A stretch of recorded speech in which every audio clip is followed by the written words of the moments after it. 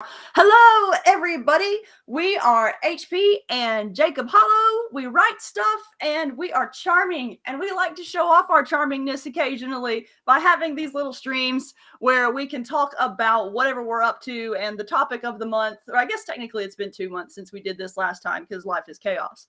But anyway, that's who we are. Hello, if you're meeting us for the first time, we are chaos, and that's how we roll. You were looking so perplexed over there, Jacob. Anyway, we write books, and we also have a cat. And we have been in various states of cat the past several months. Today's topic is Dazzle and Nova. And the reason why is because we have fans, but our cat Nova, I think, has more. Well, I'm pretty sure Nova had more fans than I do. Yeah, Nova is charming and wonderful, and she also passed away about 2 months ago at this point. And so we wanted to do a little video talking about her, but also talking about what happened after her, because within 2 days of her passing, we happened upon a little kitten who is really chaotic and deserving of this house. And so, because of the chaos he brings. And so we will talk about Nova, about Dazzle, and just about all the things of these past 2 months. It's going to be primarily a happy stream, though, because Nova, ultimately, though it's sad that she passed, we got 9 years of pure happiness out of her. And that's most of our marriage. Like, we got her when we've been married 2 years. And but before we do that, we just want to run down, I guess, our little book news. And so I like to start these out by saying, what our current projects are, what we're working on, what's new in our shop, etc., stuff like that. We have a ton of stuff, and not only because it's been 2 months since we did this. So, Jacob, you want to go first, or shall I? Ladies first. Okay, well, I got a whole pile, man. Yours is going to be easy. So first of all, you guys know one of the things I've been doing recently is building up a direct sales shop. There's a ton of new stuff in it this month. I've added, I think, all but one of our books to our signed books page. The only one that's missing right now is it came from the Trailer Park Volume 2, just because I actually haven't ordered it yet because I forgot. But also, so if you want signed books from us, you can pretty much get everything now. But also, we are running a 25% off signed book sale in the shop right now. And it's going to be through this Saturday. So if you want to grab a whole ton of our stuff, now is a perfect time to do it. And I'll put that link in the chat. I actually need to bring up the chat so I can see who's there. But okay, I'm going to go ahead and put that up because I'm going to forget, because I'm going to be talking so much. So let me type this in. Get signed books here. This is also in the notes and the description on YouTube and Facebook, so you can find all the stuff we're going to talk about there too. So that's my business news. Also, we have a bunch of new stickers in the shop. If you came to us through my Edie Skye pen name, which I probably should have put on my little screen over, which way do I want? There, wherever my name is. There's everything Titan Mage. I have also been receiving a ton of requests for gaming mats, and the first of those is up in the shop too. It is a Titan Mage one, and it is the most appropriate one because this is the art that everyone loves the most. So if you want to put Ember on your desk, she can take up your entire desk now, and it's a very nice mat. It's very soft. This particular version actually has an error on it because I put a picture that was a fraction of an inch too small when I sent in for my proof, but that has been fixed. But it is still a gorgeous desk mat. Let me put my books back. What else? Okay, the stuff you actually care about. People have been asking me for a while for Monster Punk Horizon number 4. That is happening in a slightly modified form. So my next Monster Punk book has officially started. I'm about nine chapters in. It is. I've seen 7 of them, I think. Oh, okay. Well, I wrote more. You just haven't seen the other 3 because I still need to edit them. Other 2. I don't know numbers. You're the numbers person. I just put words on things. But it is going to be a collaboration between H.P. Holo and Edie Skye, so it's going to be a smutty one. And reason being, over the course of writing Titan Mage, I had a bunch of readers ask for Monster Girl themed books. And because of the way I've structured the Titan Mage universe, it's really hard to write a Monster Girl story in that setting without having to deal with issues of like, why didn't you establish that these monster girls already existed in the setting 5 books ago kind of stuff. But the Monster Punk Horizon universe is pretty much well set up for that. And in fact, I was actually going to write a harem parody novel in the original series, but didn't get to it because Titan Mage took off. So what is coming out?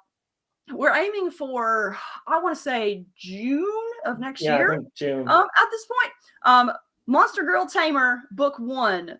Main character is another guy who gets isekai'd through the dazzling skies and has to, long story short, collect a harem of monster girls to save the world.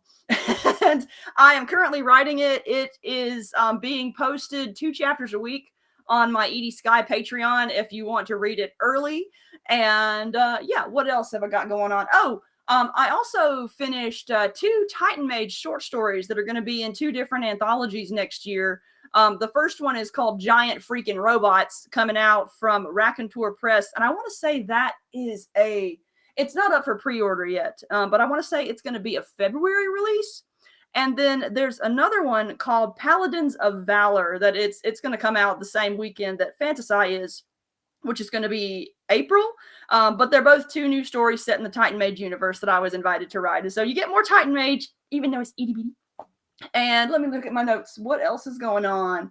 I think that's all my news. So Jacob, what have you been doing this past month and a half? Well, the Dyson file came out.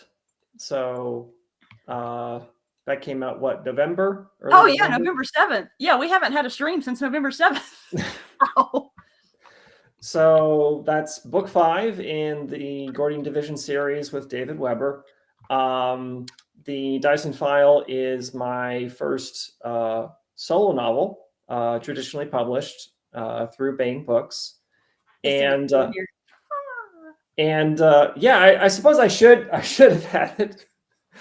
We've been busy, man. But it's another sci-fi. Oh no, I'm okay. My foot just hit my camera thing. I don't know where my camera fell. It's okay. It's facing the wall. You can continue talking. And all right. So the Dyson File is another sci-fi police procedural. Once again, we have Detective Isaac Cho and Special Agent Susan Cantrell teaming up to solve a mystery.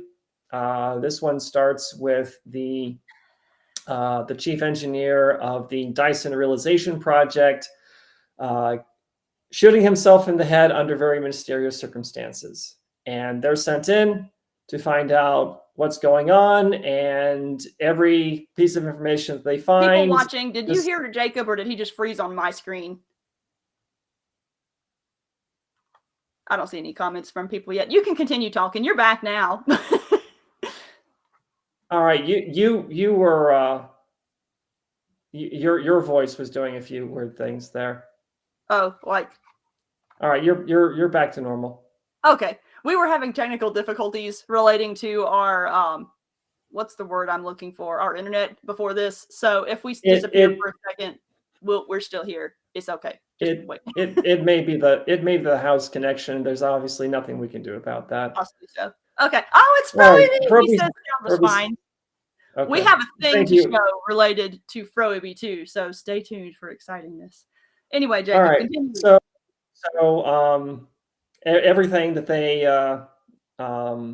uncover just compounds the mystery and leads to some very interesting, very weird, and occasionally very dark places of the Saturn and its environs. There's also a short story that I wrote for What was yeah, you were giant freaking robots. Yeah, you're going to get 2 Titan Mage stories in that anthology because I let Jacob. I say I would if it's not a collaborative universe anyway. So I both Heather and I, we were asked to participate in the Mecha anthology, and I also elected to write a Titan Mage short story. Mine is basically if John Wick was a Titan Mage.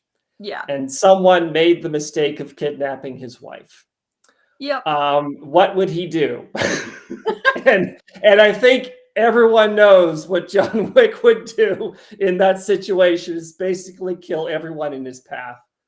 Was that anthology the one I wrote the helicopter one for? Yeah, I think I'm trying to remember because I switched them around originally. Yeah, okay, so my story in Giant Freaking Robots is loosely inspired by the fact that I played that one freaking helicopter tutorial on Armored Core 6 so many times, and I hated it at first, but I played it so many times I kind of eventually developed Stockholm Syndrome and started to love it.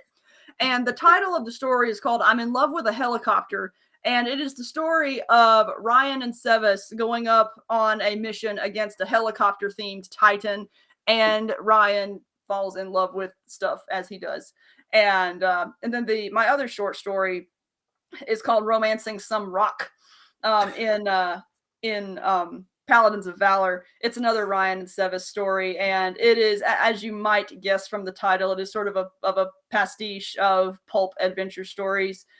If you're wondering if the title is inspired by Romancing the Stone, there is a beer in it called Jewel of Denial. So yes. Did you have other news, or were you saving your news for later? No, I am not saving the news. Okay, well, I'm gonna let you talk then. Okay, so I was a little bit bored this past month, because I am, for various reasons, in between contracts right now, and part of it is David's schedule, in that the next thing that he has to do is the next Safehold novel. So stuff for my schedule, the writing schedule in 2024 has been shifted around. And I didn't know that until like a few days ago, how that was all going to shake out. So I didn't really have anything to do this past month. So I wrote a book. Like a whole book. Just like you started this book roughly right at the same time I started Monster Girl Tamer and finished it like 2 days ago. No, I finished it. I finished it a week ago. Mine. I finished it a week ago. You did? I don't know anything about time, Jacob. I'm reading it right now, so that's been my project for this week. I'm slightly behind on Monster Girl Tamer right now, because I've been reading his stuff and also doing layout for. Oh yeah, I got a book coming out January 1st. I forgot to put that in mind. You finish yours first, though. Okay, so what is this? What is this book about?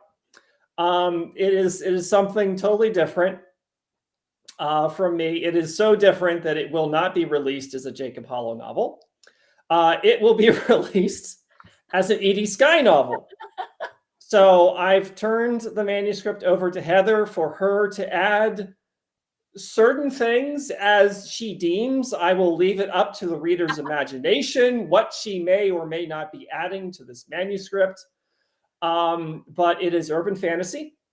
It is called Blood Knight Vampire Slayer. And I think it's pretty awesome. Well, the origin of this one is there was a while back. You wrote a little short story called The Campaign, and we posted it to the Edie Skye Patreon, which I probably need to link here too. And it was just something that it was another, you had time and felt like writing something, and so you just wrote that and then gave it to me. And we posted it. There's actually a little bit more to that. Let me finish. But anyway, hello, sir. This is Dazzle.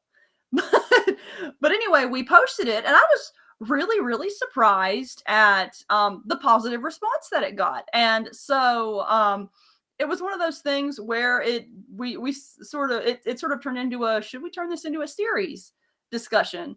And so if you would like to read the original short story, I can pull it up and link it. But that's on the Patreon, and you're getting a full version soon. So you checking out the desk mat there, Dazzle? Yeah. Anyway, okay, continue. So that was something that I wrote kind of to clear my head. I was coming off of the back end of a really terrible flare-up of chronic nerve pain, which had basically shut down my ability to write for 4 to 6 months. It was a long time. It was very, very unpleasant. So I wrote 2 short stories after that to kind of get my gear back in the correct headspace. And one of them was sci-fi, and it's related to Freelancers of Neptune. But the other one was like, I was just talking to Heather, and it's like, hey, I've got another idea for an Edie Skye series. And then I wrote the short story. And over the past like 2 months, I want to say 2-3 months, I've been putting together outlines for her. So I outlined 3 books in the Monster Girl series. I outlined another Titan Mage novel. And then I'm like, you know what? That one too. Well, you don't know when you'll get to it. It's part of the, it's just kind of there in the queue right now. Yeah. But I also outlined what the short story, the campaign, which then became Blood Knight.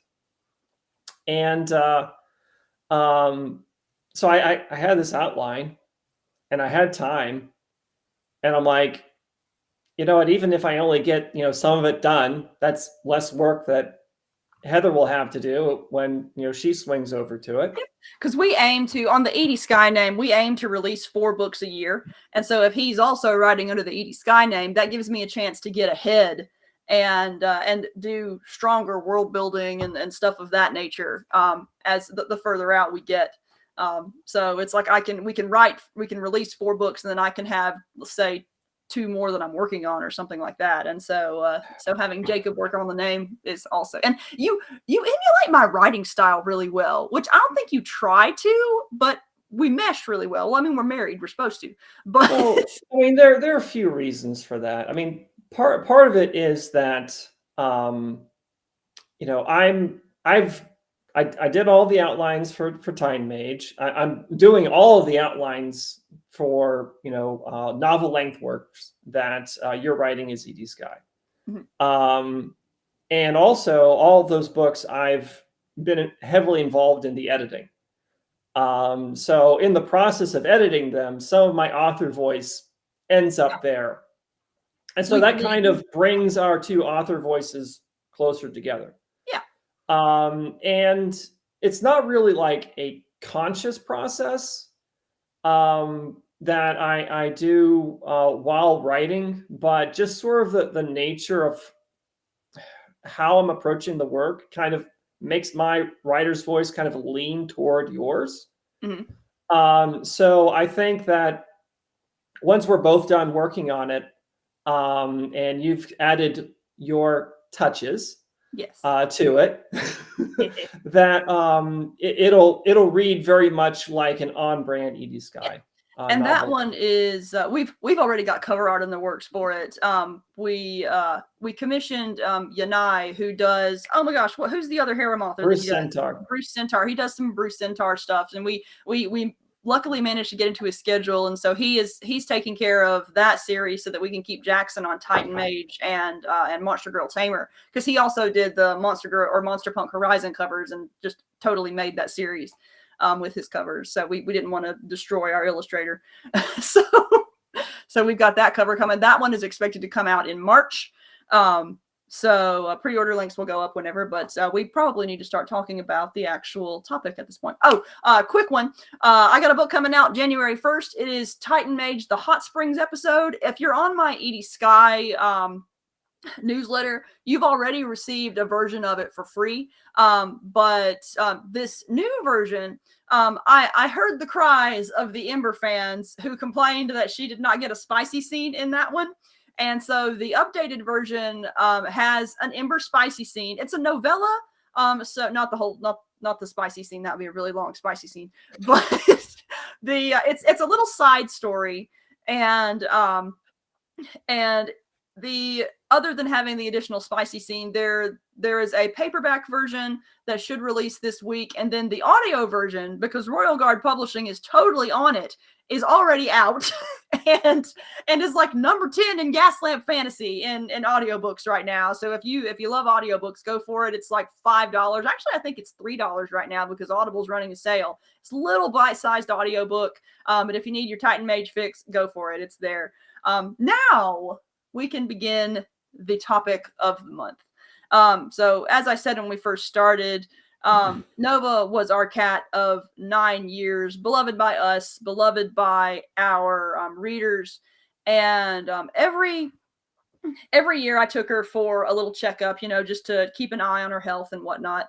And we knew at some point that she was going to develop kidney disease because our vet years ago had put her on a special kidney diet. And so I took her for her appointment last year, and her kidney related numbers were still in the let's just keep an eye on it phase. And so I wasn't really thinking much about it. And then I took her for her appointment this year, and she was not really showing anything that we could have taken for a symptom. Like, she was slowing down a little bit, but she was also 11 years old. And so we took her to the vet, and that night the vet called me and basically told me her numbers were catastrophic. And it was almost like, almost as soon as we got the call, we started seeing the symptoms, we started seeing the decline, and it was a hard week. I mean, it was because for me, I work from home, for the most part. It's either at home or out at coffee shops. And Nova was a very social cat. So she followed me everywhere. And so I couldn't go a single area of the house to write without somehow getting some kind of memory of her.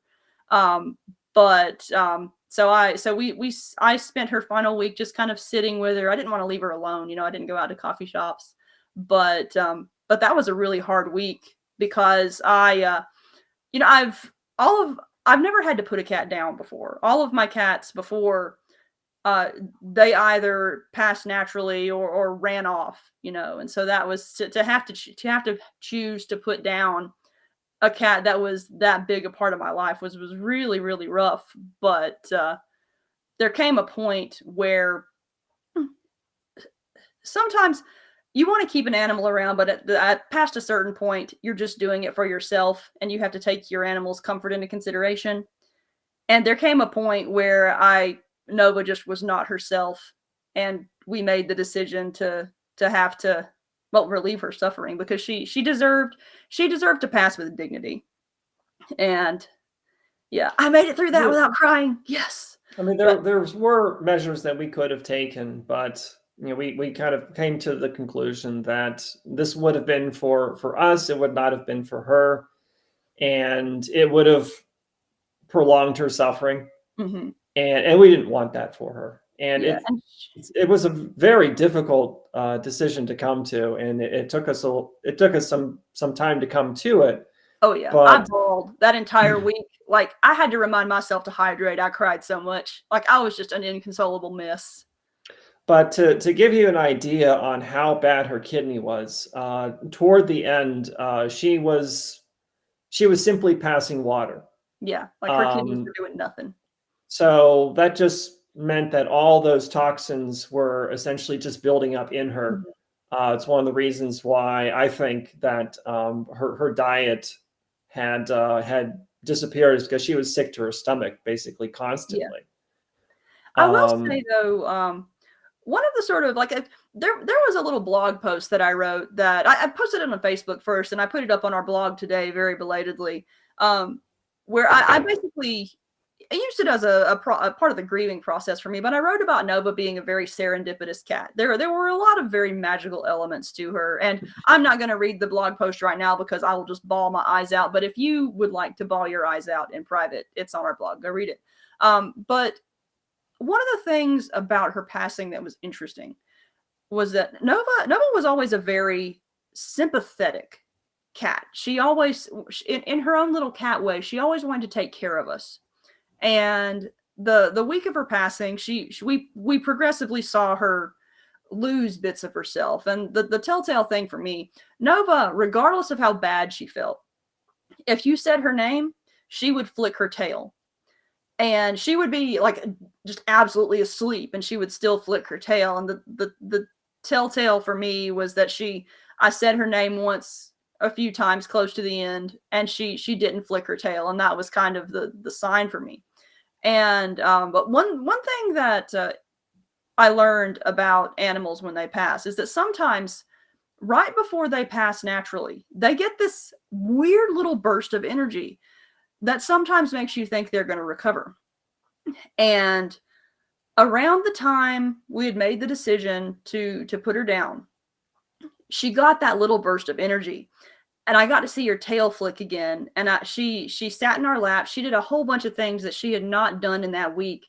And so before she sat in my lap, she purred, yeah, you know, as I petted her.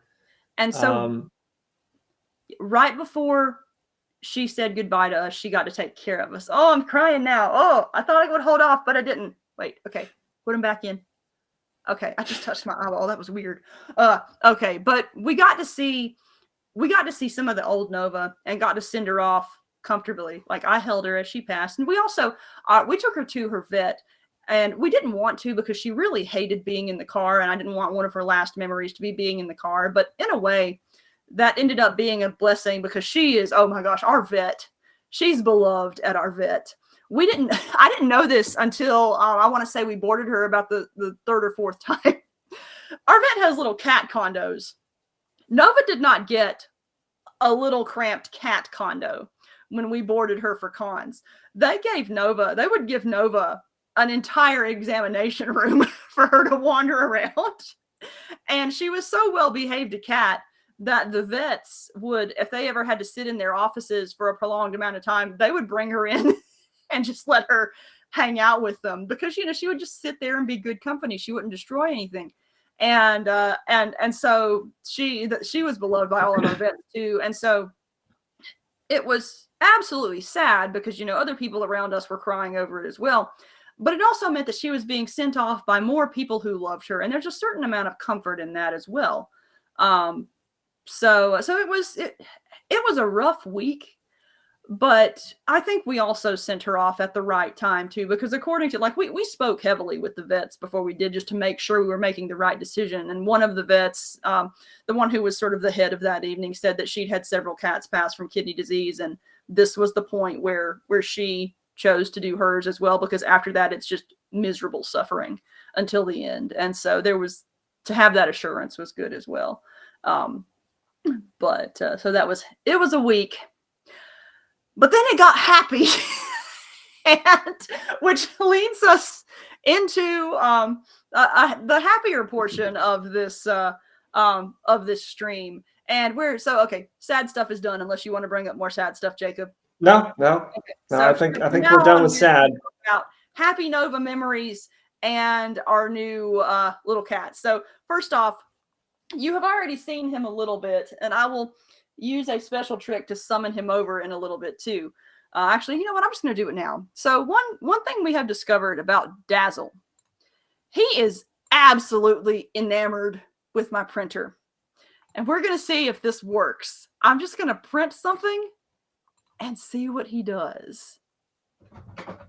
Is it going to work? Oh, I think it is. Oh, here he comes. He's navigating my mess. Come on over, man.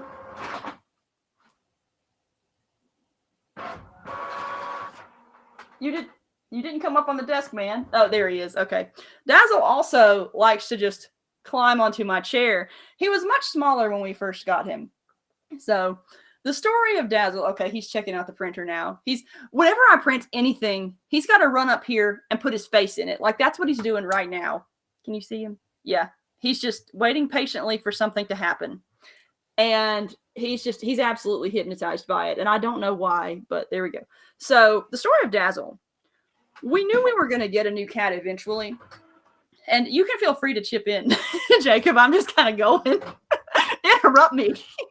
Well, I forgot an important thing. So one day we received a message from one of our readers from Froeby who said, keep an eye on your mail. And so I went, and we have a P.O. box that we use for business purposes. So we made a special trip out to see what was up in our mail and opened a little package and received this. And it's so small that the camera kind of blurs whenever I put it too close.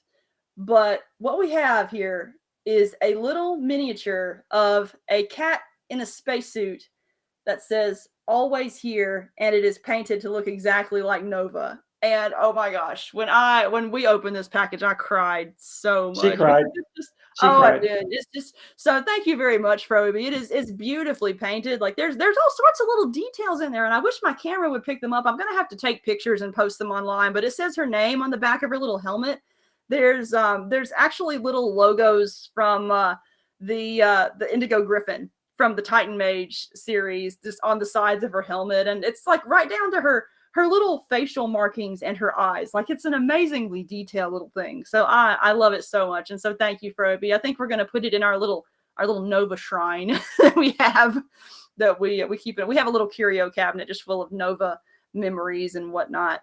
But I'm going to put it right here because Dazzle is attracted to things of that size. And what are you doing, man? I'm afraid he's going to like go play with it if I don't keep my eye on it. So it is sitting right in front of my camera, but it is a gorgeous little thing. So thank you again, Froby. It's such a wonderful little gesture in memory of Nova. And he says, oh, it was my pleasure to make it for you, he says. So, and thank you again so much. I forgot where I left off in the Dazzle story. Oh, I was beginning the Dazzle story. So we knew we were going to get a new cat eventually just because I love cats, and the house just felt sterile when we got home. After putting Nova down, it's like we could feel her absence because she filled the house so much, even though she was generally a quiet cat. And she would also greet us at the door. Yeah, and you know, she was a lap cat, so she we would sit down for dinner or television. She'd jump up into typically my lap, sometimes your lap. Yeah. But she was your cat. She was supposed to be my cat. She was supposed to be toward you. Yeah. But we'd intended to wait because coming up, we had also had we had a Disney World trip planned on the books, and we didn't want to get a new cat and then automatically be shoving them off at the vet. I didn't want to traumatize a little creature that way. But 2 days after we had to put Nova down, my mom got a text, and it was from one of my cousins, who said, I know it's really soon, but my boyfriend found this little kitten abandoned on a construction site, and my mom won't let me keep it. and so I was like, does Heather want to come meet the cat? Does she want to check out the cat? And initially I was like, no, we'll wait on it. Like, I appreciate the thought. But then I started sitting there and chatting with Jacob and thinking on it, and I was like, you know what? We're going to be in town that evening anyway. May as well go meet the cat. And well, I suggested to you, it's like, why don't we go meet the cat? Oh yeah, that's right. It was your suggestion. Because I knew where this was going. And so we went to meet them, to meet the little cat. And I want to say we sat down on the couch, and within 5 minutes, that little cat was asleep on your elbow.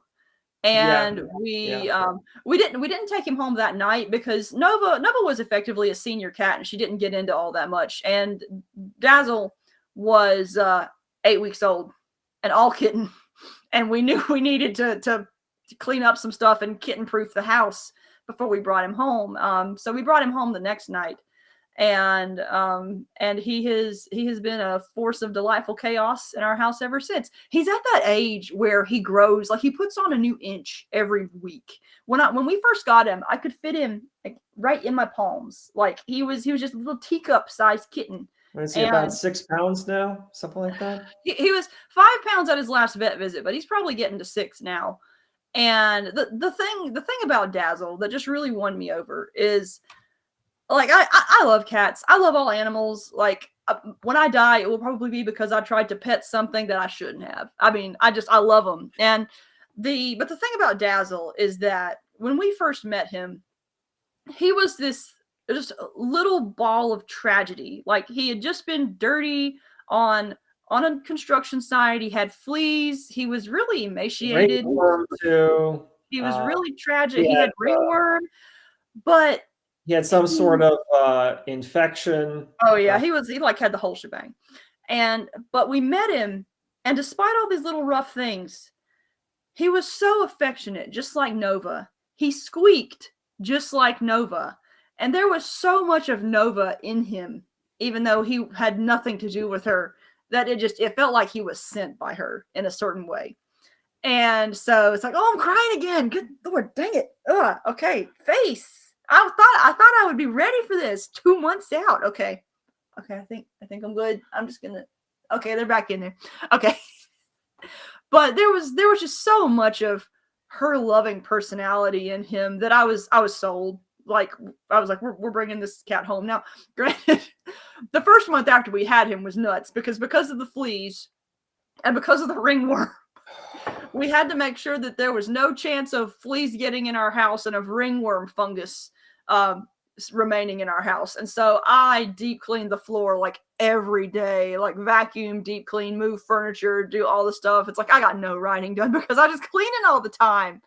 And it worked. Oh yeah, it did work. We got rid of his fleas. We got rid of the ringworm. It Yep.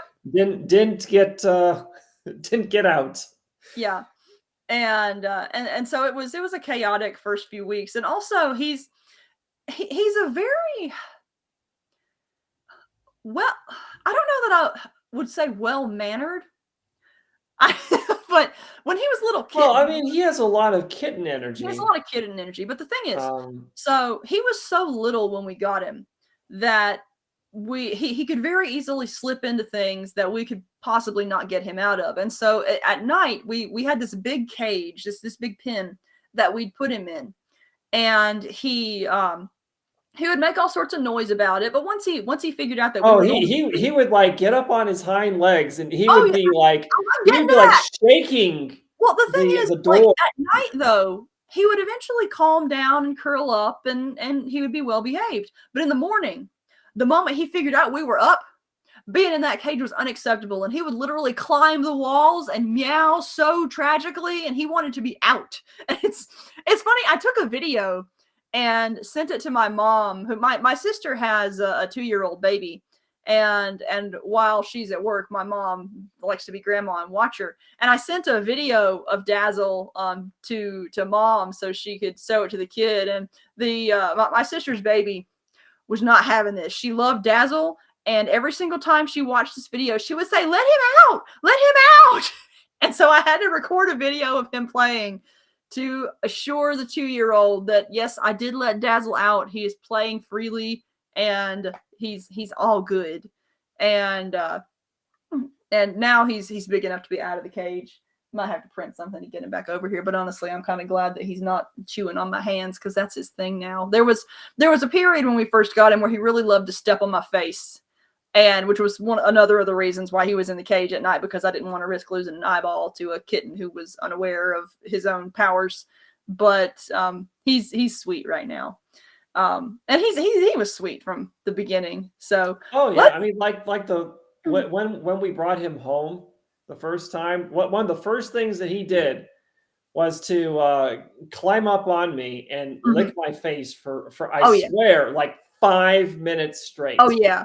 Yeah, I've got a picture. You're just incapacitated in the floor, and little teacup cat is just on your face licking it. And I think we've come to the conclusion that Nova was very much your cat, But Dazzle is we're thinking that he's probably going to gravitate toward me, which is really surprising because I'm the one who traumatized him the most because I had to give him a bath like every other day when he first came, and he just screamed so tragically to the point where there was a period early on where if I picked him up and walked toward the bathroom, he was not having it. He would scream and it was tragic sounding. And so I was really afraid that that was going to scare him from being around me, but no, he loves you. At 3:30 every single freaking morning, he comes and sits on my chest and licks my lips. And like I understand that he's trying to be sweet, but oh my gosh, Dazzle, he doesn't do it to you. No. And then, I get peaceful night's sleep. Yeah.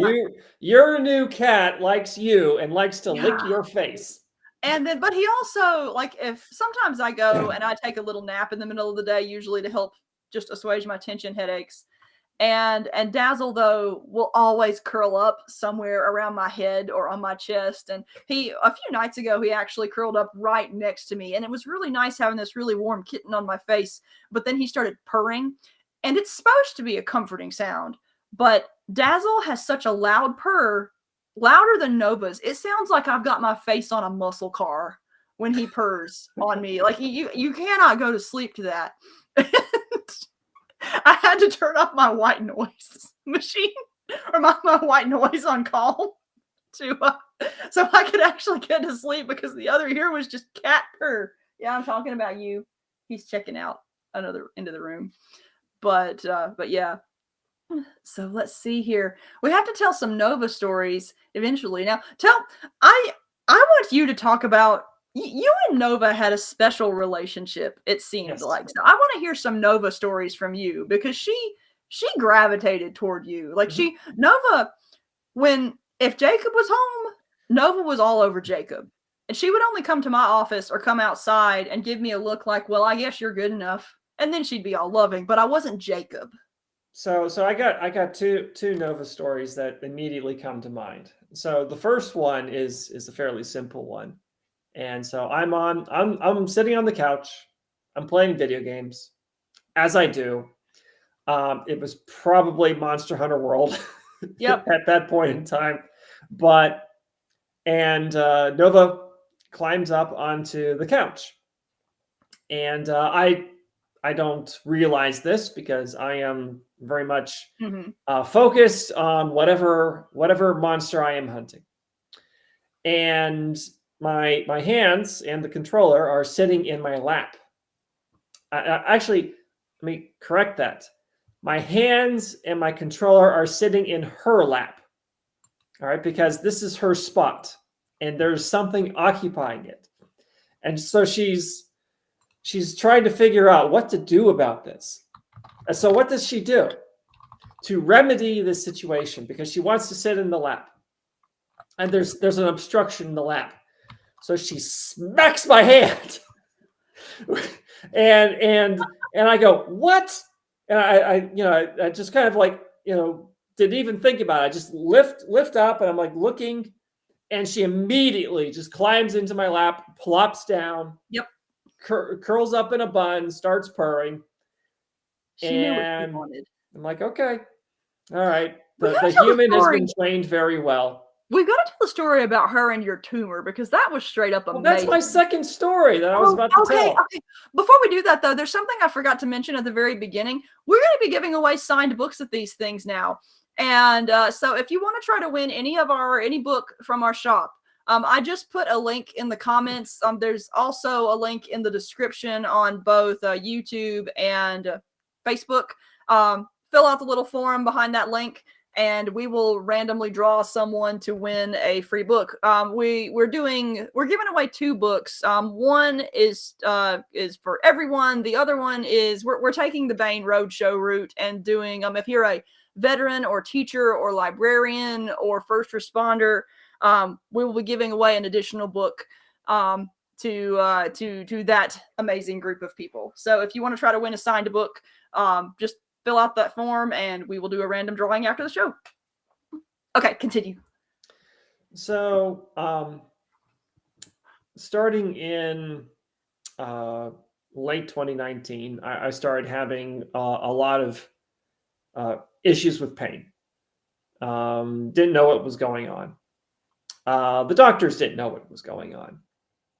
Nova somehow knew kind of what was going on.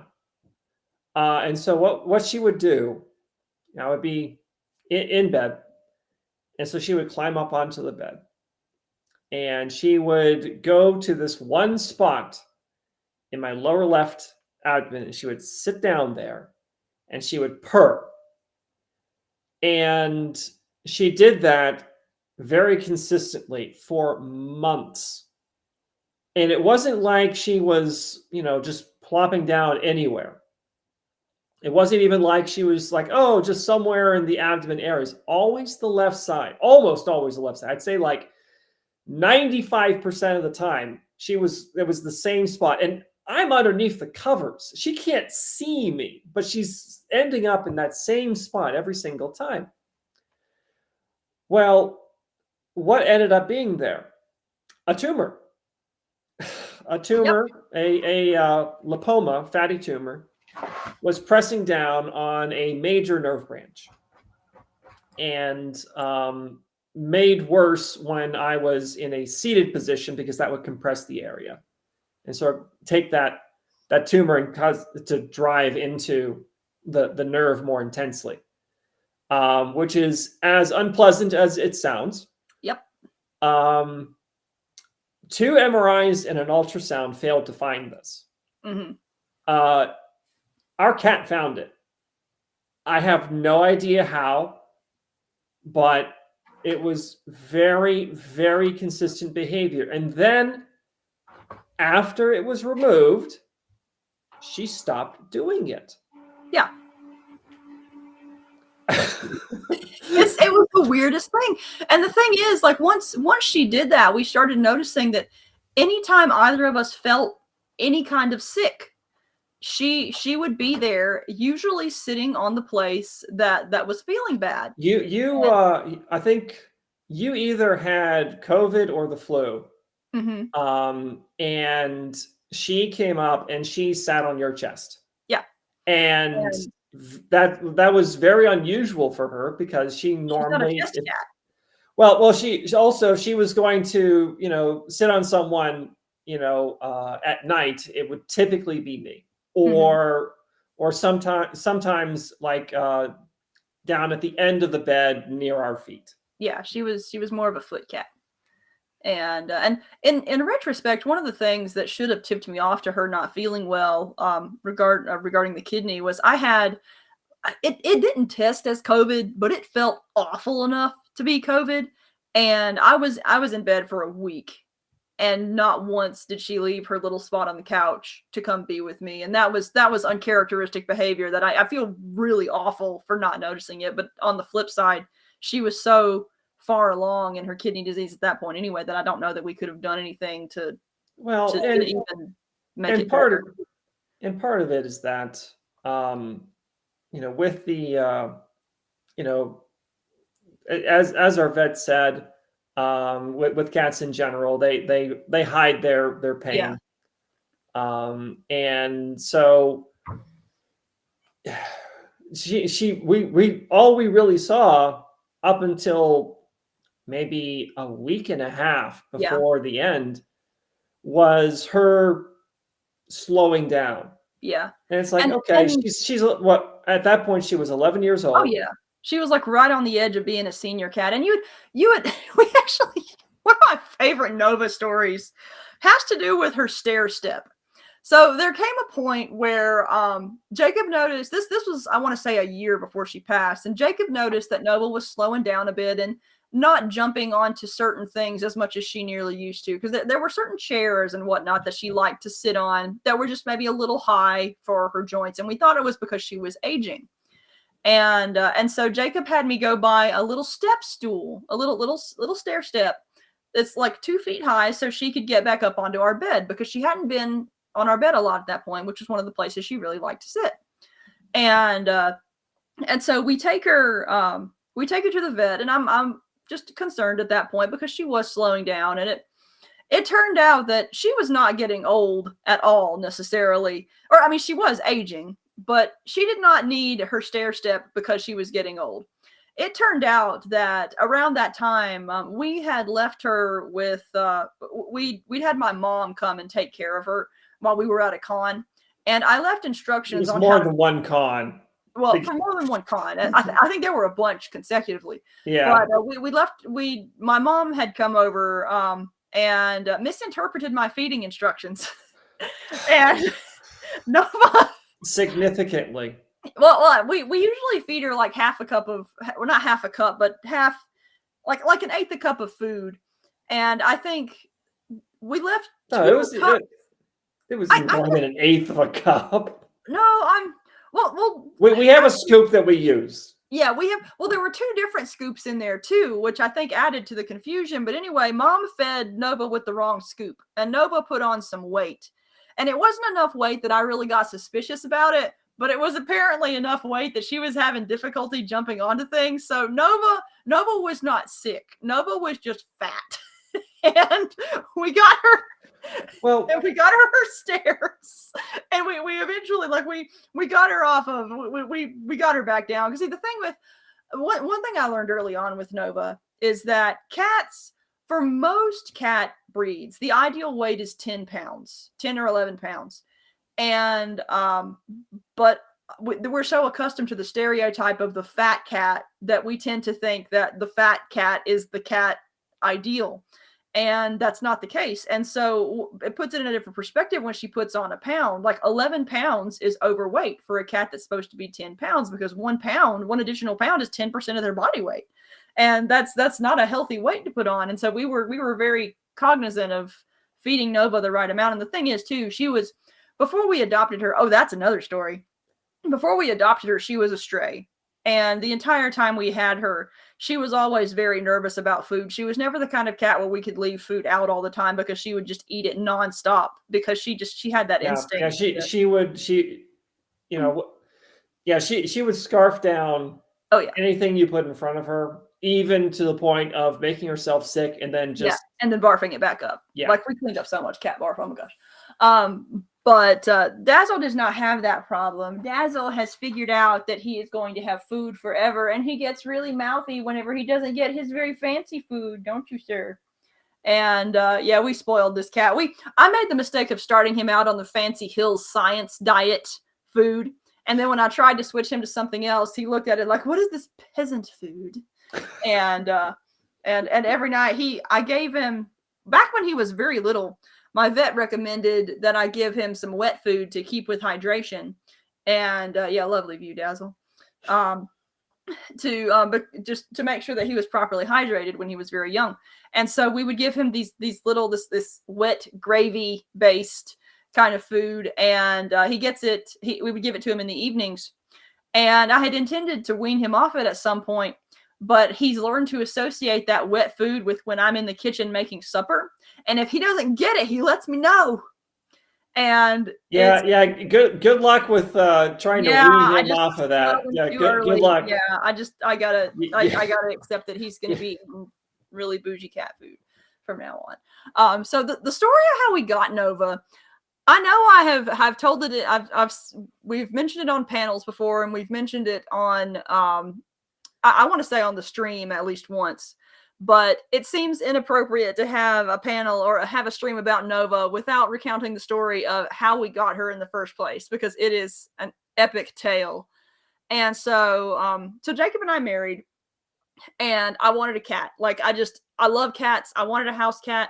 I had 2 cats before we married, and had intended to bring them along, but Jacob doesn't like pet mess, so we were trying to train them to be outside cats. And this so is also the stage in our marriage where I didn't realize just how much of a force of chaos you are, and that the cat mess compared to the Heather mess is really the cat mess not that big. Yeah. And it is eclipsed. And so I had 2 other cats, and I went and took them to my parents and tried to get them used to living outside at my parents' house. And I stayed there for a week to let them know, hey, this is a safe place. But the moment I left, one of them, they both went off to have cat adventures. One of them we have not seen since. The other one took up with a family down the street. And so my dad would see her in the neighborhood occasionally. But by that point, she had taken up with another family. And it's like they'd already gotten attached. I wasn't going to take my cat away. And so I was catless and didn't like it. But Jacob did not want a cat. So we get 2 years into our marriage, and one of my friends posts an image of this little cat she's found. And this little cat had been coming up to her condo for weeks and was a really sweet, really charming cat. But one day came up and had this massive gash in its side as if it had gotten in a fight with something. And so she took the cat to the vet, got it all fixed up and whatnot, and intended to adopt it. But her other 2 cats just did, like, the 3 cats just did not get along. I think it was Nova that tried to be the queen of their house, like, and she was just be trying consistent to with what we saw from Nova around.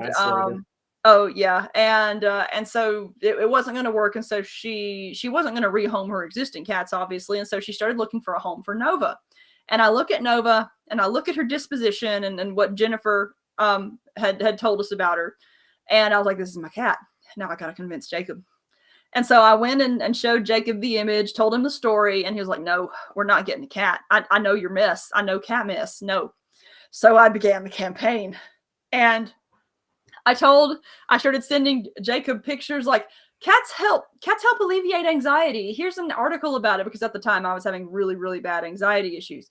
Here's some cute gifs of cats making funny rainbows out of their paws. Here's some of this. Here's what your life could be like with a cat. And this goes on for a few weeks, and we get to the point where my friend wants she was trying to soften me up, but I can be pretty cold and jaded at times. And I'm like, no, I don't want a cat. I don't want the mess. Yeah. And so we get to the weekend where my friend wants to be rid of the cat because she's got something coming up, and I decide to pull out the nuclear option. So some years before that, I had a melanoma, and early on at the time, we didn't know if it was going to be terminal cancer or not, but we did know that melanoma is the most aggressive form of skin cancer. And it ended up like we went through a whole summer and had an excision, had all that done. Then it turned out that the melanoma was caught early enough that my dermatologist may have actually gotten the entire thing when she scooped it off initially to do the initial tests, but we still did all that stuff. But anyway, when we were discussing what we were going to do if it did end up being terminal, I said that I was going to quit work and finish my first novel. Jacob said, we're going to get a cat. And then that summer happens, and craziness and stuff goes on. That was actually the summer we met David Weber too. Man, yes, it's a wild summer. But and so we just kind of forget. And so I sit down to write my letter and put together an email. It's like, Jacob, I really appreciate just how you've supported me through all of the really rough things we've been through over these years. Because I mean, getting married and then having to face cancer a year or two into it is it's a tough thing to go through for a young couple. So I go through this, I pour on all this wonderful saccharine, lovey-dovey stuff, and then I get to the end. And I'm like, that said, I think it's really unfair that I kicked cancer's butt and I still don't have a cat. And you cried a little bit, and then I went to get the cat that weekend. So it was savage. Nuke deployed. Yep. But I used it very well, and we got 9 years of wonderful memories out of that little cat. So, yes. But yeah, and she of course found her way into Monster Punk Horizon, and she's actually not all that much in Monster Girl Tamer. The reason why being like it's implied that she and Sacha are off having their own kind of adventures, and the reason why is because Nova is a very, very she's characterized as very childish and very innocent, and it just felt, it's like Monster Girl Tamer is a smutty harem series, and it just felt weird to have a character like Nova who is so innocent and so pure in a series like that. And so she's going to be returning when I continue the mainline series. Well, there were also some structural issues with having them, and that, you know, Yeah. there's a certain point where the cast just becomes too numerous, too unwieldy. Yeah, and that was especially since Monster Girl Tamer has it has there's some recurring cast from the original series, but it is primarily a new cast. And in fact, Pix and Jazz actually become the villains in book 2, which I'm absolutely looking forward to writing. Well, not the Spoilers. What? It's not. It's gonna be in the blurb, man. Part of the plot is that these monster girls are showing up all over the monstrous continent, and it's the main. Some of the characters are like this. This could be really bad for our society and our ecosystems and all this stuff. And so Pix and Jazz are, well, mainly Pix. Jazz just along for the ride. They're like, we need to figure out what's creating these monster girls, and we need to stop it. And the main character is like, I need to amass a harem of monster girls. No. and so it's a fun little story, but I'm really looking forward to writing Pix and Jazz as the antagonists in book 2 of the series, because that's going to be great. And Martin Truther says, "Oh, loving the Monster Punk books." Thank you, Martin. They have been massively fun books to write, and I'm really glad to be back in that to write it to really glad to be back in that universe. But the reason why I brought up Nova too is because Nova is one of the ways I deal with I deal with most things is to write about them, but one of the ways I deal with grief is to write in response to it. And so I've gotten a lot of little ideas about how to give Nova some longevity in our various writings. And so she will be showing up in certain aspects of the Titan Mage series. I've got some short stories here and there where you will definitely be seeing more of Nova. But yeah. And Dazzle. And Dazzle. Yeah, Dazzle shows up in Monster Punk Tamer too. He's not a part of the main cast, but he's kind of in the background. He's one of the attendants at the Society for the Exploration of the Monstrous Continents library. And he is delightful. But yeah, there's a whole lot. Man, it's already 9 o'clock. How did we killed a whole hour and we didn't even talk all that much. I mean, we did talk a lot, but good Lord. So we can, granted, we can talk about Nova and Dazzle all night. Do you have any fun Dazzle stories that you want to tell? Because I think we only told like a Dazzle story. Well, it's... Troy says I was going to ask where we would see Dazzle. He actually shows up in, I think it might be the chapter I am posting on Wednesday, if I recall correctly. He's coming up very soon in Monster Girl Tamer, which, by the way, again, you guys can read on my Patreon, which I have linked. Yeah, I've linked it in the comments. And so yeah, and again, if you want to try to enter to win a signed book, don't forget to fill out that form. But yeah, Dazzle, we will have plenty of Dazzle stories. Trying to think if there's anything that has really stood out other than him licking my face. I mean, everything stands out about him. I can't write at home with him in the room, because as I try to write, he wants to play with anything that moves. And I write by hand when I work on my novels, he will come up and try to chew the end of the pen as I am writing with it. And it's just, I can't get him to stop doing it. So that's something we got to work on. But we at the very least have gotten. There have been a few times where I've been on the couch with the laptop out and my headphones in, and I've been writing, and Dazzle has come over and decided that. You yet? Pardon? Has he dive bombed you yet, like Donut did? Oh, yes. He did dive bomb me once, and that hurt. Yeah, there's Nova story. It actually was somewhat fortunate that we weren't introduced to Dazzle until after Nova passed, because the thing about Nova, she is an absolute marshmallow sweetheart when it's just her. But you put her around other cats, and suddenly she's like full on Game of Thrones, I'm going to murder you. And so we, at one point, we attempted to adopt this little cat who had this, we found her in the storm drain in our neighborhood. And she had this little tortoiseshell pattern, which I saw that and remembered that Princess Donut from Dungeon Crawler Carl had a tortoiseshell pattern. And I was like, that's Princess Donut. That's our cat. And we attempted to adopt Princess Donut. and tried to get the two accustomed to each other over the course of several months. And the first time we let them out together, there was blood. There was literal blood. And it actually was on the part of Donut. Like, neither of them liked each other, but Donut slashed Nova's face. And if we tried, we went through all the steps. We did it nice and slow. We gave them treats to positively reinforce the presence of the other one, and it just wasn't happening. Both of them, they were identical cats in personality, right down to how territorial they were. And so we ended up rehoming Donut with one of our readers, actually. And but so that was there were Donut stories, but Donut was about a year old, and I just remember one night she jumped off of my chair and just dive bombed you in the middle of the night, and the scream that came out of your mouth, I thought you had just been murdered. It hurt. Yeah, a lot.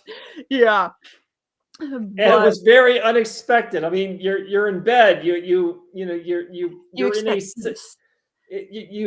in a safe place, typically, and I was attacked. Yeah, but we may have to do another one just about Dazzle himself, because we will definitely have more stories of Dazzle. Dazzle is all kitten energy, and I was not expecting this level of energy, because this is my first time having a kitten. All the cats I've had before we found when they were 1 or 2 years old, and Dazzle is just insane. Like he has his calm moments, but morning and night, and occasionally sometimes in the afternoon, he's just all zoomies. Like, you cannot contain him. And it's wild how much energy he has. He goes absolutely feral for the printer and for your laser pointer, which Nova was never all that interested in the printer, but not Jacob, but Dazzle looks at it like he can see God in it. Like, it is the most profound look. He got frightened of his own water bowl yesterday. He did. And another thing too that absolutely bewilders me about him. So my printer is one of those all-in-ones that has a document scanner on the top. He is fascinated with the printer part, but if I use the document scanner and nothing comes out of the printer, he looks at it like it is some force of cosmic scale horror. Like, he puffed up and backed up and hissed at it, and I'm just like, dude, it's a printer. But for some reason, if it doesn't actually produce any paper, he's just, no, it's an evil thing. I'm not going to be in the same room with this thing. So watching his kitten logic has been an interesting thing. Oh, we forgot to, you gotta tell him about the game you play. We're just going to go over 9 o'clock. Unless you're hungry, in which case tell your story fast. What game? The game you play on the couch. Okay, I'll tell. Okay, so Dazzle is at the age where he likes to do hunting games. He likes to do hunting and pouncing and playing games. And for whatever reason, whenever Jacob goes to sit in this specific chair, Dazzle thinks, oh, it's playtime. And it's probably because, like, the first few weeks we had him, he really liked to jump up the back of our couch and bat at whatever he could see over the edge of the couch. And so Jacob will hide behind our couch and just kind of peek his head up. And Dazzle will just hunker down and, adjust his little butt and then pounce up. And he doesn't actually attack Jacob, though. Like, he's very tender with his claws, and he'll just come and do a boop and then go hunker back down. Yeah, occasionally he'll just give me a little pat with his claw, it's just the sweetest thing. Like, he's learning how to keep his claws in, which is wonderful, because he did not know how to do that as a young kitten. But we found a funny variation of it now, because I don't know if I don't have it in here right now, but I have a hat that it's a Monster Hunter Palico hat, and there's really conspicuous cat eyes and ears on the top. And I didn't think anything of it, but one day I sat down behind the couch and my hat peeked up over the couch, and suddenly there is cat on me. And it turns out that for whatever reason, Dazzle goes absolutely insane for this one hat. And so I'll play the little game with him, and I have to be careful to make sure that he's not going to mess with my eyes or anything. Like, I put my sunglasses on, but he doesn't even take time to, like, calibrate. He sees my hat, or he sees me, like, hunker down behind the couch as if I'm going to sneak, and he is just he puts his whole body on it, and he's just wrestling with my Palico hat. So I actually have to put the hat up whenever we're letting him roam the house because he'll wrestle with it, and I love that hat. So, but it's just the energy. I cannot. I have to be careful about bringing the hat out at night because it just makes him so hyper that it takes forever to calm him down so we can get to bed. But that's just a funny thing. So do you have any more stories that you would like to tell, Jacob, or should we start wrapping up? I think we should start wrapping up. Okay. Well, just our quick little things that we chat about. What you've been reading, watching, playing, whatever. Have you been reading anything, or you've mostly been writing? I have been reading a few things. I'm not going to talk about the one that I'm not crazy about. Just okay. But what? Don't bring it up if you're not going to talk about it, man. Well, I mean, I did read. I did go on with mine. Okay, let's see. What am I reading? So no, hold on. Let me get to it. We're wrapping up. Yes. So I did read just to sort of like branch out, try something new, read something that I typically would never read, but hey, it's popular. So I read the first book in the Anita Blake series of Anita Blake Vampire Hunter series by Laurel K. It's Hamilton. Way out of Jacob's usual genre. Oh yeah, it's way outside what I would normally read. But so it's called Guilty Pleasures, and the main character is supposedly a very proficient vampire hunter. So much so that the vampires call her the executioner. However, she seems to have this habit of ending up in really bad situations with none of her weapons. And there's actually literally a point where she arrives at her apartment and is concerned that there might be someone waiting in her apartment to ambush her. But the reason she goes in is literally, F it, I'm tired. See, I understand that kind of logic. I do that all the time. Like, not that I'm a vampire hunter, but F it, I'm tired is like half of my motivations a lot of times. But it's kind of funny because, okay, so you look at like the harem genre, and certain quarters will condescend to harem novels. And so I'm reading this and I'm like, this has got the same sort of ridiculousness. It's just been flipped because Anita is surrounded by all these bad boys. They're all very, very dangerous. And there's like one of them, and it's like he could kill her at any point, but she's kind of okay with that. He's hot. It's fine. Oh yeah, they are all hot. Yeah. Bad that's boys. Logic. And I'm gonna read it next because it sounds like it's right up my alley. But I love that kind of stuff. But I think I actually bought it first, and then you picked it up because you just wanted something to read. And I just wanted to read something different, and for some reason I picked that. It's short too. I love short books so much. I'm a slow reader. But it was sort of also because the Anita Blake series has sold like 6 million books. Yeah, I have. So, and reading it, it's like, yeah, Laurel K. Hamilton as an author, she's got some serious chops. But that's the thing. Like, but approaching, let me finish. This was my read. Let me finish. So approaching it from like the standpoint of an author who like writes for Baen Books and writes with David Weber, I approach it from a very different mental position than is appropriate for the audience that it's targeting, because it's it's apparently tough woman, but she's put in situations where she's in danger and she's surrounded by bad boys that are very dangerous, but also very hot. And it's just, well, see, it's for funny. Someone who read a lot of the genre, it reads weird. But the thing is, for someone who enjoys the genre, that's a straight up genre trope. Like it's something that appears in a lot of that. And it's, I get that. the differences between genres is something that has absolutely come to fascinate me as an author, because you find out that there's more to genre than just subject matter. Readers approach their favorite genres with different sorts of logic than they do. There's I just lost my train of thought. But it's really interesting from an author perspective to learn things like readers of certain genres spend money differently than readers of other genres. Like some readers in some genres are much more likely to want to just buy a book straight out than they are to want to test out a free copy. And that's something I've just discovered in the course of all my marketing research. But it's just really, really interesting on a sort of marketing psychology level. But is that there's just so many ways in which genre can affect a reader's thinking. So what have you been reading? Okay, so I've been reading, let's see here.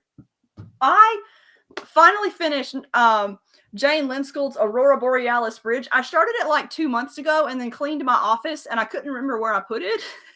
And so I found it again and picked it up, and it's wonderful. It's book 2 of the Overwhere series. And I absolutely love its tagline because it is, can it get any stranger? Absolutely. I didn't even need to read the blurb. I just bought the book.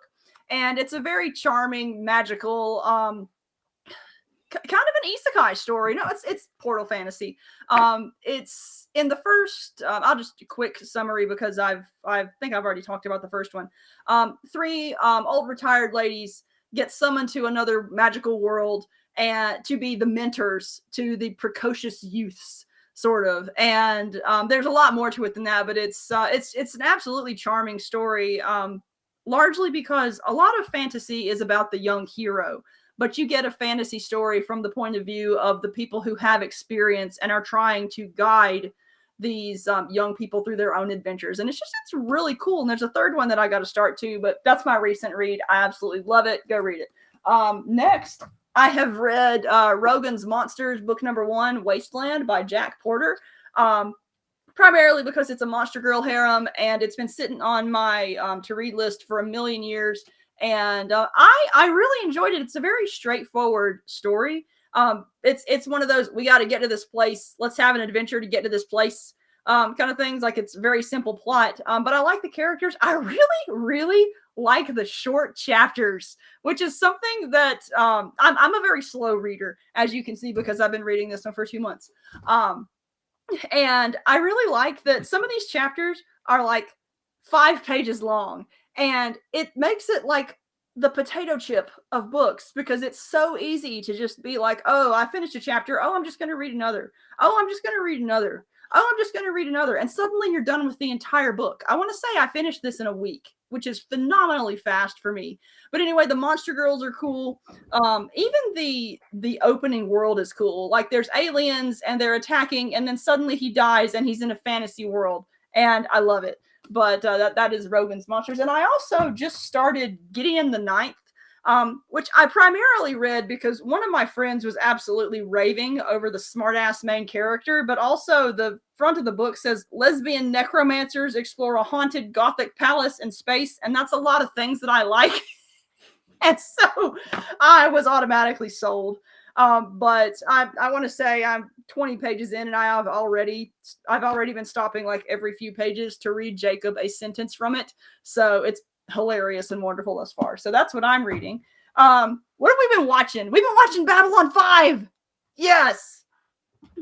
You look so enthused. Well, if we start talking about Babylon 5, we'll be here another hour at least. We'll do a Babylon 5 episode after I've watched more of it. Yeah, you need to get through more. You haven't even made it through the first season yet. Jacob has seen the entire thing. I am a Babylon 5 virgin. I've seen 5 episodes and the animated movie and the prequel movie. And I really like it thus far. But yeah, we just need to do an episode on that. So do that. I think that's the only thing you've really been watching recently. I finished Blue Eye Samurai, which was kick ass. It was going to be my workout show, but every single time something badass happens in it, I have to stop biking so I can watch it. And there has been very little biking done over the course of these 8 episodes. So it's just, if you like a lot of people have been comparing it to Arcane with the level of maturity that it has. And it's not quite as good as Arcane. but it comes freaking close, and it's a great one. So, oh, bye, Martin. Thanks for stopping by. What else have I been watching? I think that was Babylon 5, but yeah, Blue Eye Samurai is my latest watch, and that one has been spectacular. I love it. What have you been? I haven't been playing anything. I've just been sorting Digimon cards. You have been playing Cyberpunk and anything else? The Dead Space remake. Yes. So if you want to talk about, I don't know anything about I mean, we really, I think we still need to talk about what we're working on. We did that at the very beginning. No, not what we're currently. Well, what are you currently working? What else are you working on? You cut me off. Sorry. Okay, talk about it. You cut me off before. You have the floor. All right. Hopefully Froby's still here. Froby, still here, comment. So I have a slot in my schedule. I have a 6-month slot. And I am going to be pressing forward with Blood Knight 2 and Blood Knight 3. Yep. So we're going to be getting more of that.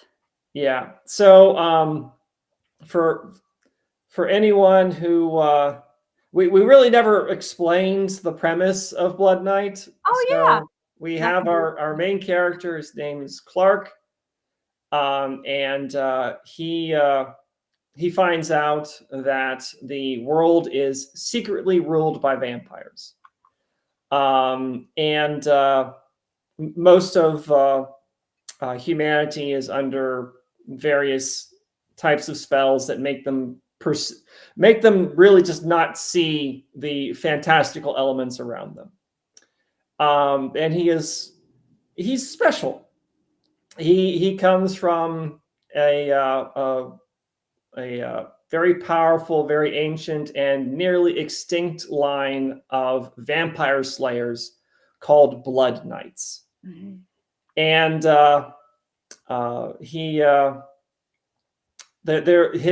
his comrades in arms, they basically form an organization called Broken Fang. That their ultimate goal. And they're aiming high because there's just 5 of them right now, but they're aiming high, and their goal is to free humanity from the vampires.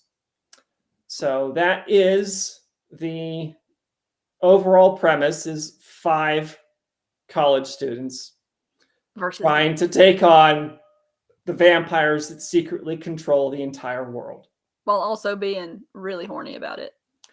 Well, there's that too. Oh, Froby says, you two seriously need to watch They Live minus the magic. The control bit is on point. We should add that to our list. We need to watch more vampire movies in general. There's a ton that I've missed. I've never even seen The Lost Boys. Like an old classic. We need to catch up on those. We need to make a point to watch some kind of classic vampire movie. All right. It is 9:23 now. So have we even eaten dinner yet? I don't even know. What even is time? All right. So I think we are officially going to wrap it up now. But thank you guys for joining us. If there are any other topics you want us to hear, excuse me, dang it, words.